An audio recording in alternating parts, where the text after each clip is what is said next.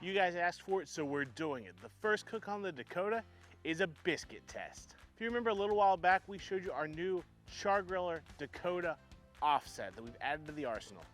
It's Char-Griller's new smaller footprint offset. And in that video, I asked you, what's the first thing you want to see me cook on this smoker? And while I got several answers, the number one answer was actually a biscuit test, which I totally appreciate that you guys and gals that watch this video are most interested in the technical ability of this cooker. So let's get to it. So to start off, we're gonna fire this up just using some B&B oak lump charcoal. We certainly will use smaller splits in it, but for the sake of figuring out what the surface of this looks like, we're just gonna use a very consistent charcoal fire. We're gonna light that off with our grill gun and just let it come up to temperature while we set this up. Now, if you remember several years ago, I talked to you about something I like to call the water baffle.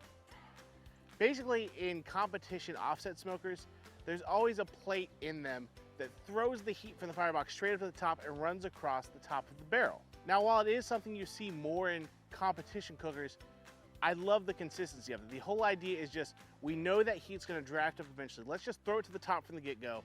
That way, we have the biggest area of consistency. Now, the temperatures will change top to bottom, but across the grate, it should be the same. So that's basically what I try to do with this water baffle. And all this is we take a pan. Everyone's gonna be a little bit different. Until I learn this cooker better, this one's a little bit ugly, right? But we're just gonna tip that back wall forward a little bit, smash it down into the bottom of this, and fill it with water.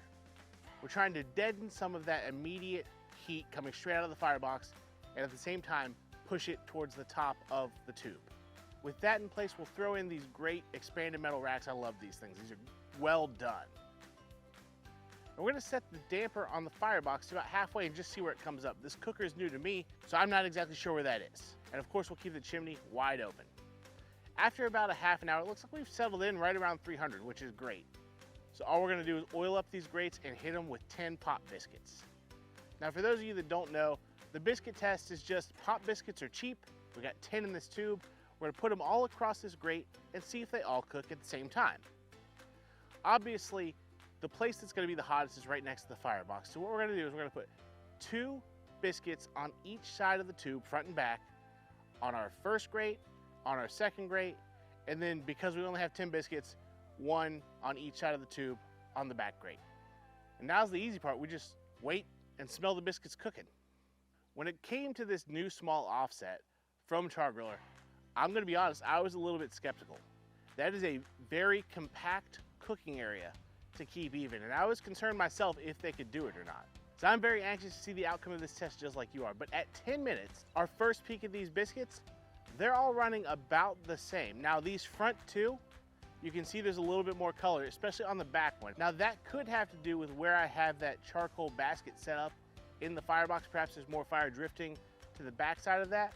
But overall, we don't have a ton of color. The thing to note here is we don't have these front 2 absolutely running away and burn up.